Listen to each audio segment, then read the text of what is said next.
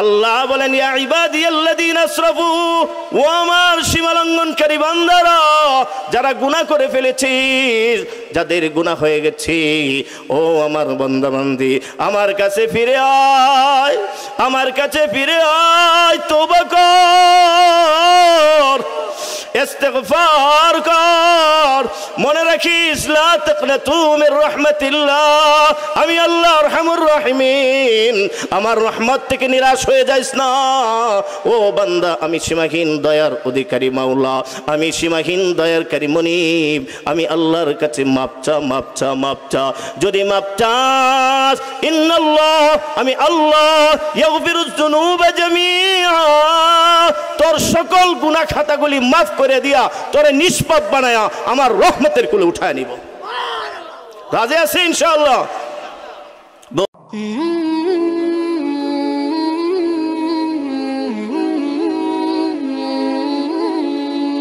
হাজিরিন, তিরমিজি শরীফের 3540 নম্বর হাদিসের বর্ণনা, কালা রাসূলুল্লাহ সাল্লাল্লাহু আলাইহি ওয়াসাল্লাম, ইন্নাকা মা দাউতানি ওয়া রাজাউতানি গফারতু লাকা আলা মা কানা ফিকা ওয়ালা উবালি। আমি আল্লাহ কত দয়াশীল, এটা হাদিসে কুদসি, এটা আল্লাহর কথা, আল্লাহর বাণী। আল্লাহ বলেন, ও বান্দা, আমি যে কত দয়াশীল, কত মায়াশীল, ও বান্দা, তুই আমি আল্লাহর কাছে যে পরিমাণ চাইতে থাকবে, যেই পরিমাণ ডাকতে থাকবে, যত বেশি ডাকতে থাকবে, আমি আল্লাহ তত বেশি তোর ডাকে সাড়া দিতে থাকবো। ও বান্দা, তুই আমি আল্লাহর কাছে যেই পরিমাণ আশা করবে, আমি আল্লাহ সেই পরিমাণ আশাকে পূরণ করে দিব। ও বান্দা, ইয়া ইবনে আদম, ও আদম সন্তান, ও বান্দা, আল্লাহ আল্লাহ, ওহ, ইয়া ইবনে আদম, লাউ বালাগাত যুনুবুকা ইনানাস সামা সুম্মা ইস্তাগফারতানি। ও বান্দা, তুই গুনাহ করতে করতে করতে করতে করতে করতে তোর গুনাহ যদি জমিন থেকে আসমান পর্যন্ত যত ফাঁকা জায়গা আছে, সেই ফাঁকা জায়গাও যদি পরিপূর্ণ হয়ে যায়, সেই ফাঁকা জায়গা পরিমাণও যদি তুই গুনাহ করস, তোর গুনাহ পৌঁছতে পৌঁছতে আকাশের চূড়া পর্যন্ত যদি পৌঁছে যায়, ও বান্দা, সুম্মা ইস্তাগফারতানি, তারপর যদি আমি আল্লাহর কাছে আইসা ক্ষমা চাস, আমি আল্লাহর কাছে মাফ চাস, গফারতু লাকা, আমি আল্লাহ সেই পরিমাণ গুনাহ তোকে ক্ষমা করে দিব, ওয়ালা উবালি, সেই পরিমাণ গুনাহ আমি আল্লাহ মাফ করে দিব।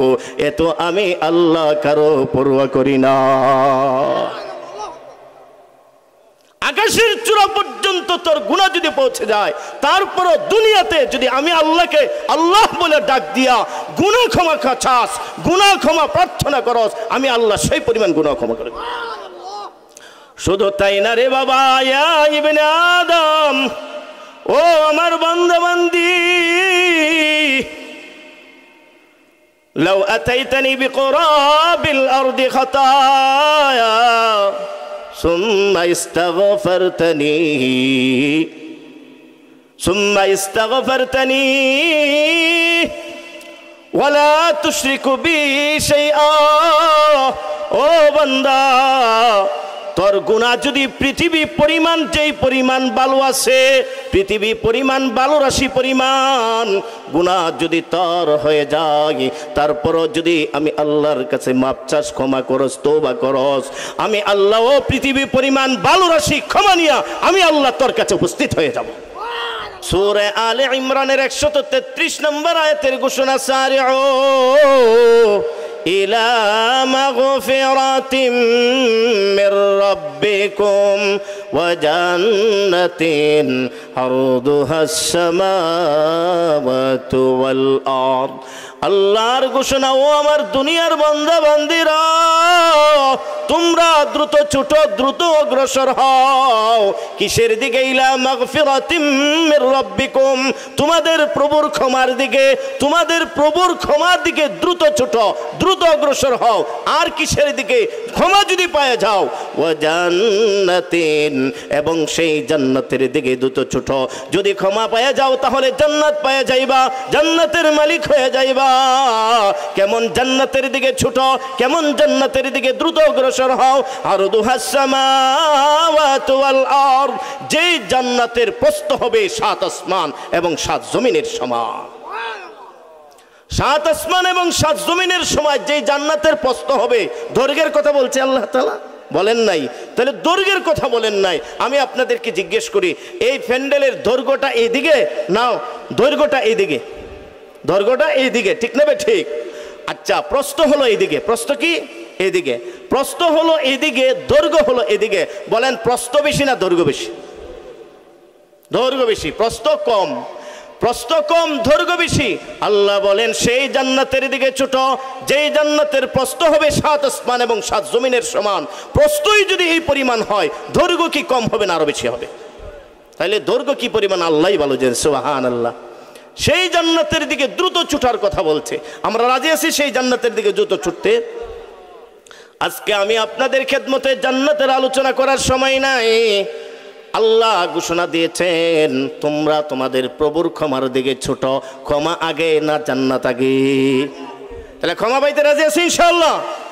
আমার বাবা ভাইরা, সূরা জুমারের 53 নম্বর আয়াতে আল্লাহ ঘোষণা দেন, قل يا عبادي الذين أسرفوا على أنفسهم لا تقنطوا من رحمة الله إن الله يغفر الذنوب جميعا।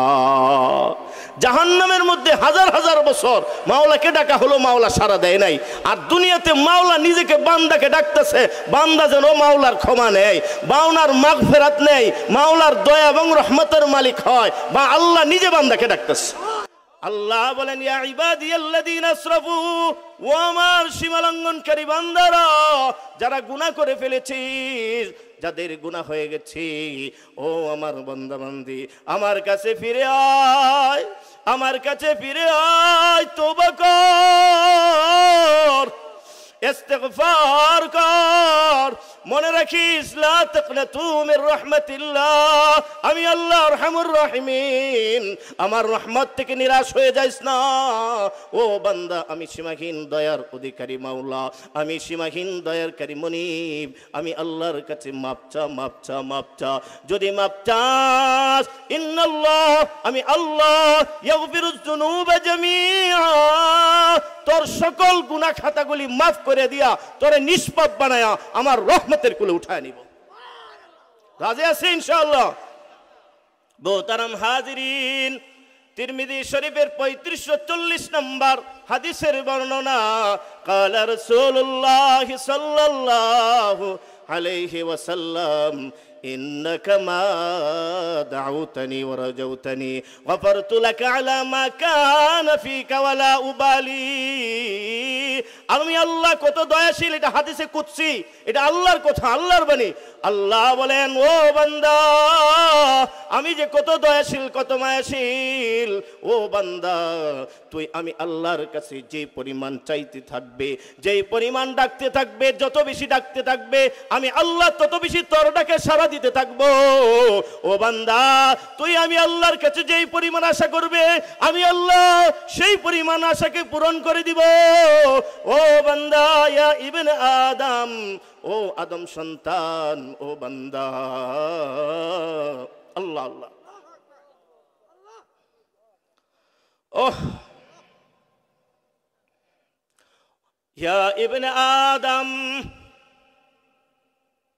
لو بلغت ذنوبك عنان السماء ثم استغفرتني। ও বান্দা, তুই গুনাহ করতে করতে করতে করতে করতে করতে তোর গুনাহ যদি জমিন থেকে আসমান পর্যন্ত যত ফাঁকা জায়গা আছে সেই ফাঁকা জায়গাও যদি পরিপূর্ণ হয়ে যায়, সেই ফাঁকা জায়গা পরিমাণও যদি তুই গুনাহ করস, তোর গুনাহ পৌঁছতে পৌঁছতে আকাশের চূড়া পর্যন্ত যদি পৌঁছে যায়, ও বান্দা সুম্মা ইস্তাগফারতানি, তারপর যদি আমি আল্লাহর কাছে আইসা ক্ষমা চাস, আমি আল্লাহর কাছে মাফ চাস, গফারতু লাকা, আমি আল্লাহ সেই পরিমাণ গুনাহ তোকে ক্ষমা করে দিব, ওয়ালা উবালি, সেই পরিমাণ গুনাহ আমি আল্লাহ মাফ করে দিব, এত আমি আল্লাহ কারো পরোয়া করি না। আকাশের চূড়া পর্যন্ত তোর গুনাহ যদি পৌঁছে যায়, তারপরও দুনিয়াতে যদি আমি আল্লাহকে আল্লাহ বলে ডাক দিয়া গুনাহ ক্ষমা চাস, গুনাহ ক্ষমা প্রার্থনা করস, আমি আল্লাহ সেই পরিমাণ গুনাহ ক্ষমা করে দেব। শুধু তাই না রে বাবা, ইয়া ইবনে আদম, ও আমার বান্দা বান্দি, লাউ আতাইতানি বিকুরাবিল আরদি খাতায়া সুম্মা ইস্তাগফারতানি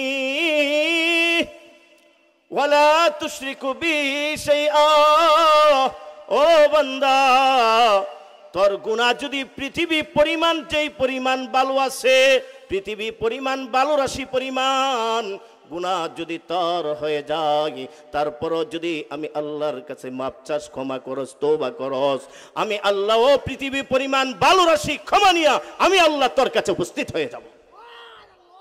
পৃথিবী বালু রাশির পরিমাণ, পৃথিবীর যত পরিমাণ বালু আছে, এই পরিমাণ গুনাহ যদি কইরা আমি আল্লাহর কাছে মাপ চাস, আমি আল্লাহ ওই পরিমাণ ক্ষমা নিয়ে তোর কাছে উপস্থিত হই। এই দয়াটাকে দুনিয়াতে না জাহান্নামে, দুনিয়াতে না কবরে, দুনিয়াতে না হাসরে, এখনো সময় আছে, আসেন আল্লাহর কাছে ফিরে যাই, রাজি আছি ইনশাআল্লাহ। আমার বাবা ভাইয়েরা, যদি গুনাহ থেকে তওবা করো, যদি গুনাহতে ছেড়ে দাও, গুনাহ থেকে তওবা করো, আল্লাহ তাআলা তোমাকে আমাকে 11টা পুরস্কারে পুরস্কৃত করবে। কয়টা পুরস্কার? কয়টা? 11টা পুরস্কার বলবো নাকি মনোযোগ করে দিব? বলবো ইনশাআল্লাহ। আমার বাবা ভাইরা, জান্নাতের সনদ, জান্নাতের সার্টিফিকেট কি, এটা কি বলবো কিনা? জান্নাত কিভাবে পাইবেন?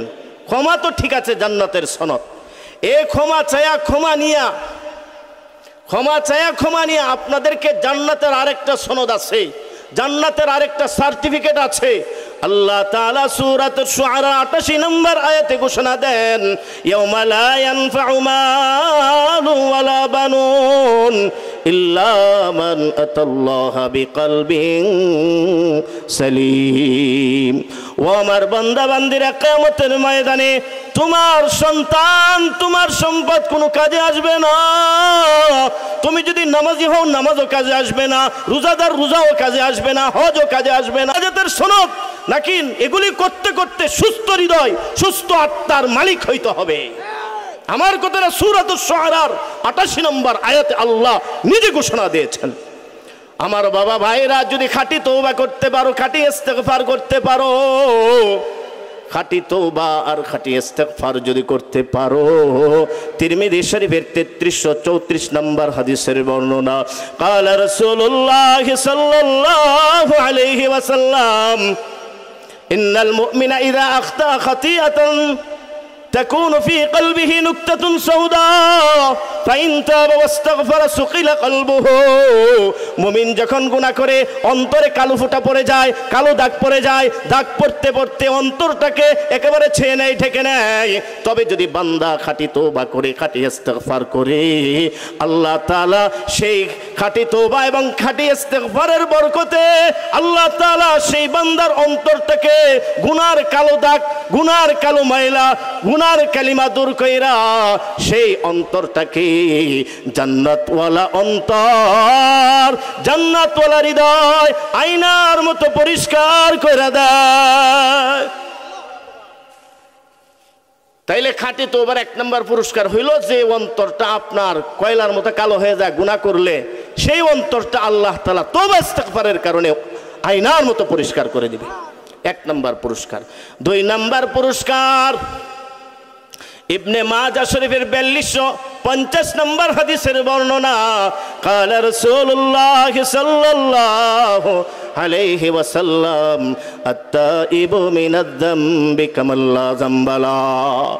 আল্লাহর হাবিব বলেন, যেই বান্দা বান্দি আমার যে উম্মত খাঁটি তওবা করবে, তওবায় নাসুহ করবে, খাঁটি দিলে অন্তর থেকে তওবা কইরা আগে নফস এবং শয়তানের গোলাম ছিল, সে আল্লাহর গোলাম হয়ে যাবে। এই খাঁটি তওবার বিনিময়ে আল্লাহ তাআলা সেই বান্দাকে নিষ্পাপ মাসুম শিশুর মতো তাকে নিষ্পাপ বানায়া দেয় এবং তাকে জান্নাতের অধিকারী বানায়া দেয়। যার গুনাহ নাই সেই জান্নাতে, ঠিক না বেঠিক? তাহলে কয় নাম্বার উপকার পাইলেন? 2টা উপকার। তওবা ইস্তেগফারের, খাঁটি তওবা লাগবে, খাঁটি ইস্তেগফার লাগবে, কারণ আমরা আনছি হলো দোয়ার জন্য, তওবার জন্য, ইস্তেগফারের জন্য, ঠিক না বেঠিক? 3 নাম্বার, 4 নাম্বার, 5 নাম্বার, 6 নাম্বার, এই 4টা ফায়দা একটা এক জায়গায় আছে। কয়টা ফায়দা? 3, 4, 5, 6। এই 4টা ফায়দা আছে সূরা নূহ। সূরার নাম কি বলেন? সূরা নূহ এর 11-12 নম্বর আয়াতে আল্লাহ বলেন, ফাকুলতু আস্তাগফিরু রাব্বাকুম ইন্নাহু কানা গাফফারা ইরসিলিস সামাআ আলাইকুম মিদরারা ওয়া ইমদিদকুম বিআমওয়ালিন ওয়া বানিন ওয়া ইয়াজআল লাকুম জান্নাত ওয়া ইয়াজআল লাকুম আনহারা। ও আমার বান্দাবান্দিরা, আমি আল্লাহর কাছে খাঁটি তওবা করো, খাঁটি দিলে তওবা করে আমি আল্লাহর গোলাম হও, বিনিময়ে 4টা পুরস্কার। 1 নম্বর পুরস্কার ইরসিলিস সামা আলাইকুম মিদরারা, আকাশ থেকে মুষলধারে বৃষ্টি বর্ষণ কইরা তোমাদের তোমাদের ফসলাদিকে আমি আল্লাহ বরকত দিয়া, আমি আল্লাহ উন্নতি দিয়া তোমাদেরকে ধনী বানাইতে থাকবো। 2 নম্বর ওয়া ইমদিদকুম বিআমওয়ালিন ওয়া বানিন, আমি আল্লাহ সম্পদ বাড়ায় দিব ওই আসমান থেকে, যেটা আগে বললেন, ওয়াবানিন, যাদের সন্তান নাই, যারা তোমাদের সন্তান নাই, তোমরা সন্তান চাও, মাজারে সন্তান দিবে। আল্লাহ বলেন, ইস্তেগফার কর বান্দা, তওবা কর, আমি আল্লাহ ইস্তেগফারের বিনিময়ে তোকে আমি আল্লাহ সন্তান দান করব।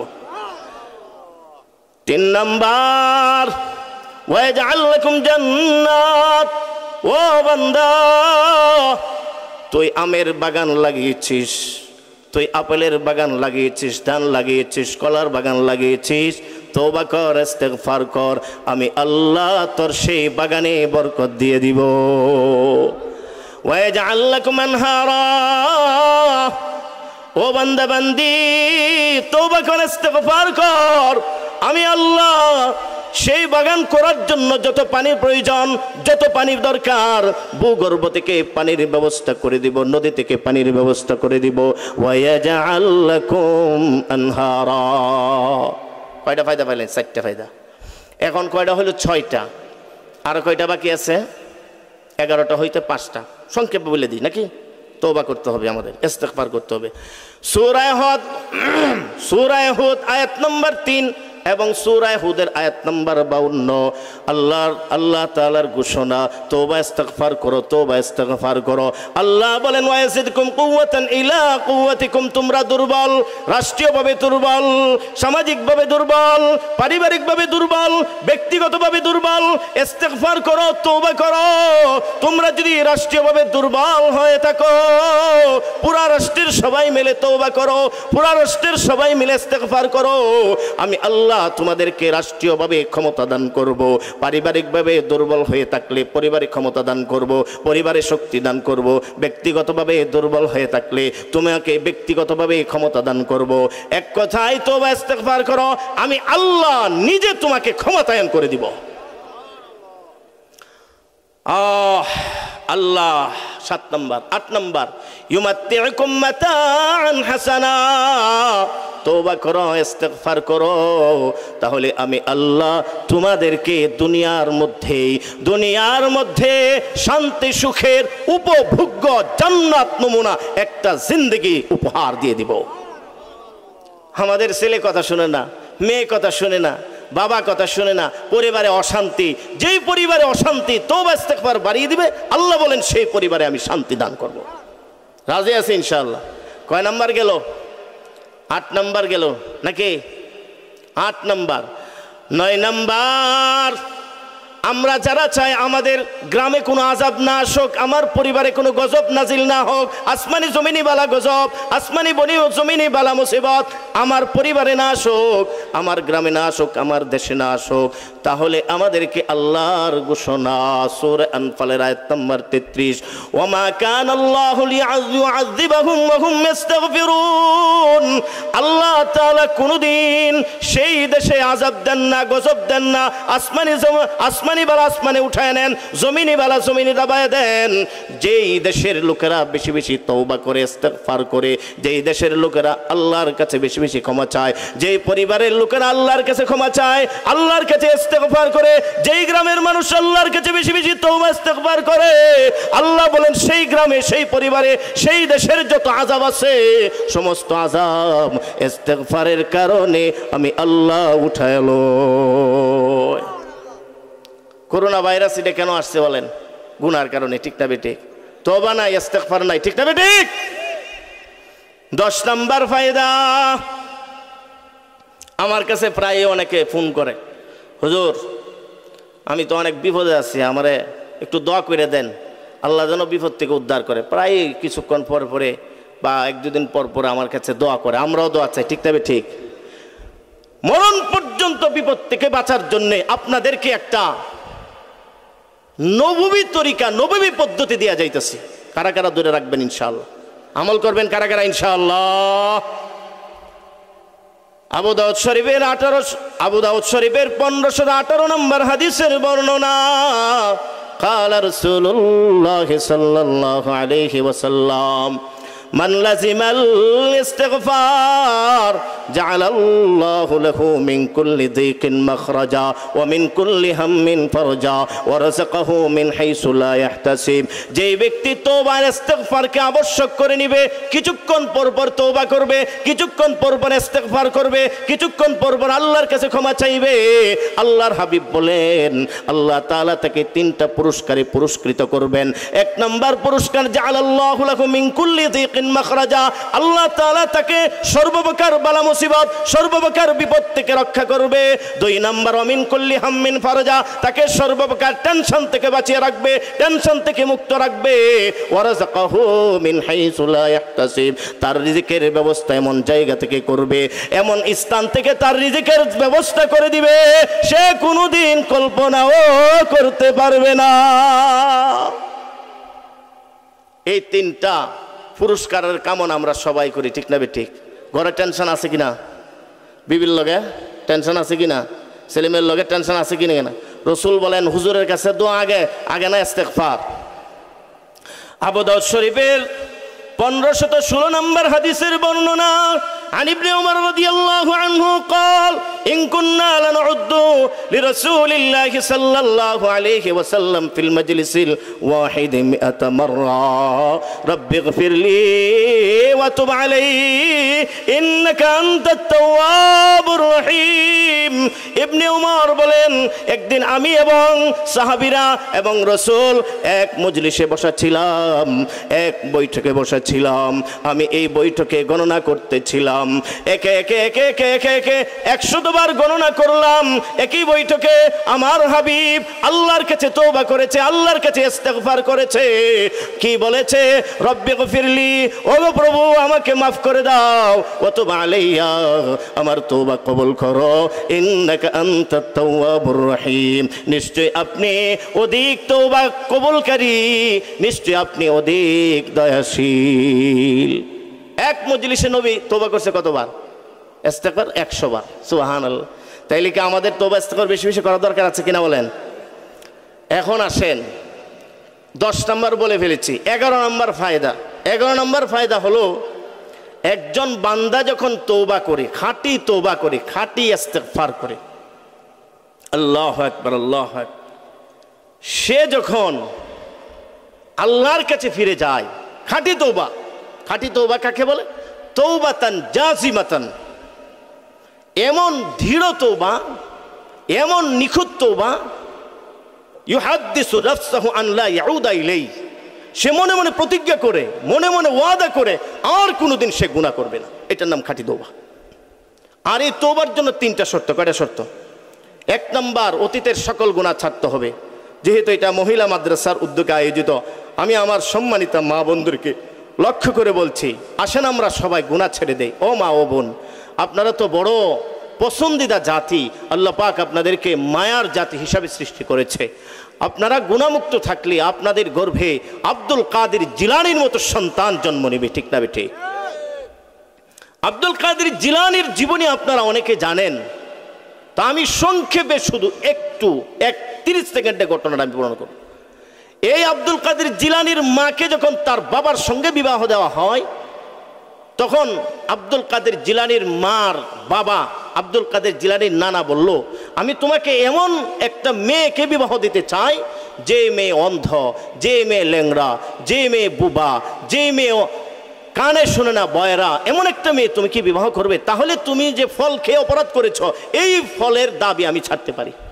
সে রাজি হয়ে গেছে। দীর্ঘ 12 বছর গোলামি করার পরেও এই ফলের দাবি হয় না। আমি ঘটনা না বললে বুঝবেন না, বড় মারাত্মক ঘটনা। আল্লাহ আল্লাহ আল্লাহ আল্লাহ।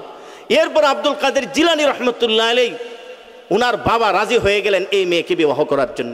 যখন বাসর রাতে যখন বাসর করে গিয়ে দেখে এই মেয়ের চেয়ে সুন্দরী আর কোনো মেয়ে নাই, এই মেয়ের চেয়ে সুন্দর চক্ষুওয়ালা, সুন্দর কানওয়ালা, সুন্দর অবয়ব অবকাঠামোওয়ালা আর কোনো নারী হতে পারে না।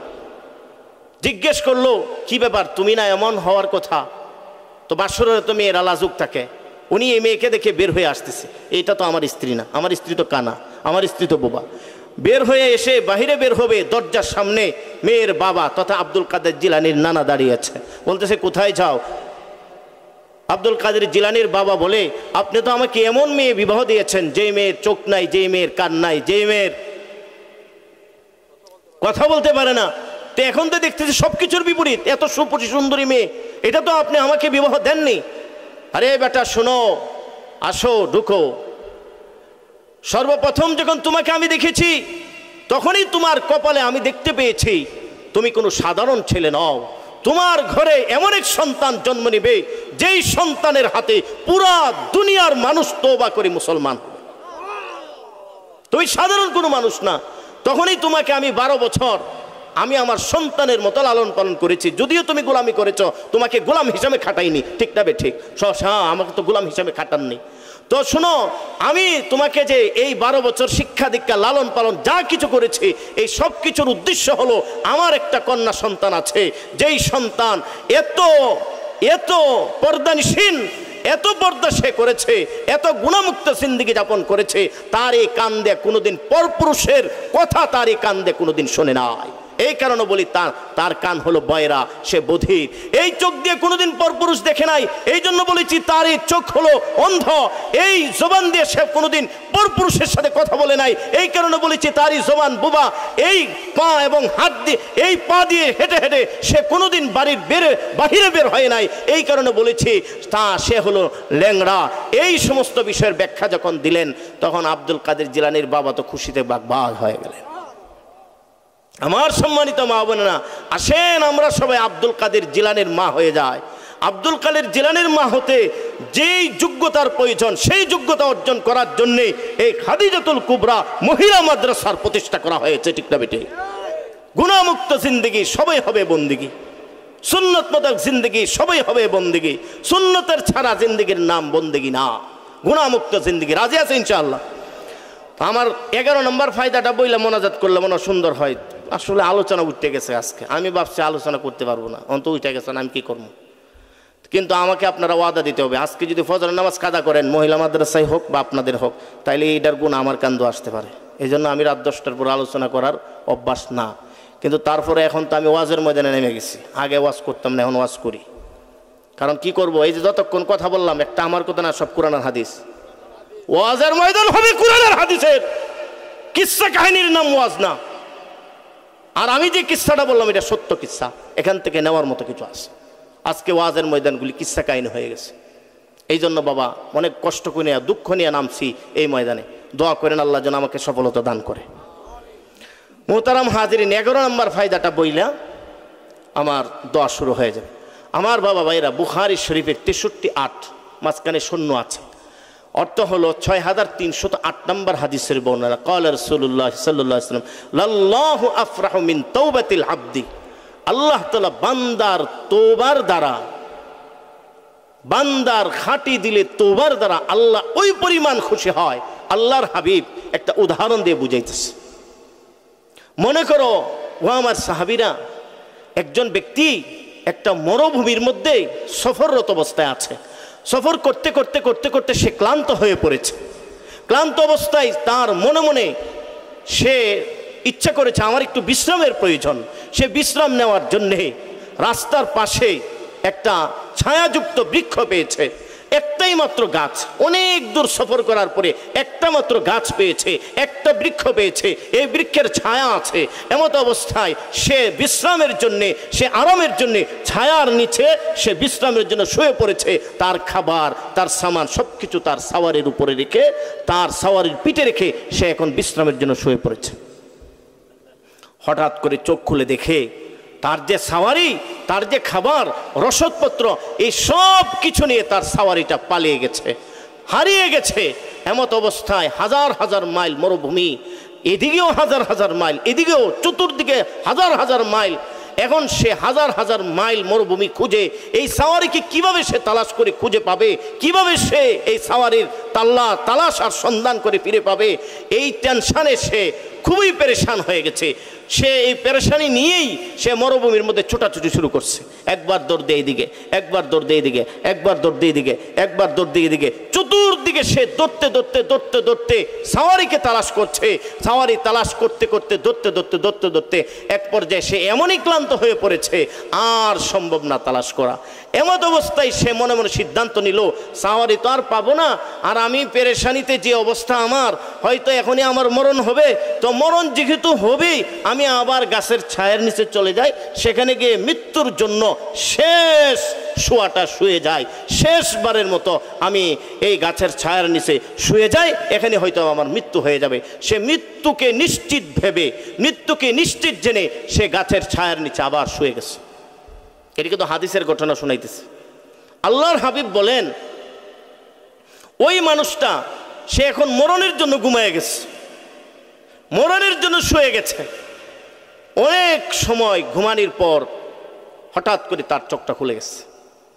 খুলে দেখে তার সাওয়ারি তার সামনে, সাওয়ারির উপরে তার খাবারও, তার উপরে রসদপত্র, সাওয়ারির পিঠে বিদ্যমান, সাওয়ারিও বিদ্যমান, এবং আগে যেমন ঠিক তেমন। এমত অবস্থায় সে আনন্দের অতিশয্যে বলে ফেললো, আলহামদুলিল্লাহ, আলহামদুলিল্লাহ, আল্লাহ তুমি আমার গোলাম, আমি তোমার মনিব। কি বলে ফেলছে? আল্লাহ তুমি আমার গোলাম, আমি তোমার মনিব। এই কথাটা বলাটাই স্বাভাবিক। কেমন কি পরিমাণ আনন্দ লাগবে, ঠিক না ঠিক?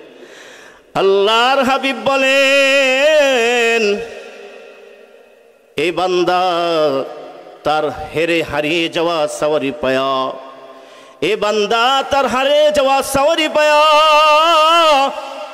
যেই পরিমাণ খুশি না হয়, আমার আল্লাহ তার কোনো বান্দা যদি গুনাহ ছেড়ে দিয়ে, নফস এবং শয়তানের গোলামি ছেড়ে দিয়ে আমি আল্লাহর দিকে যদি ফিরে আসে, তওবা করে, ইস্তেগফার করে, আমি আল্লাহর গোলামি যখন শুরু করে, আমি আল্লাহর খাঁটি গোলামি যখন শুরু করে, আমি আল্লাহ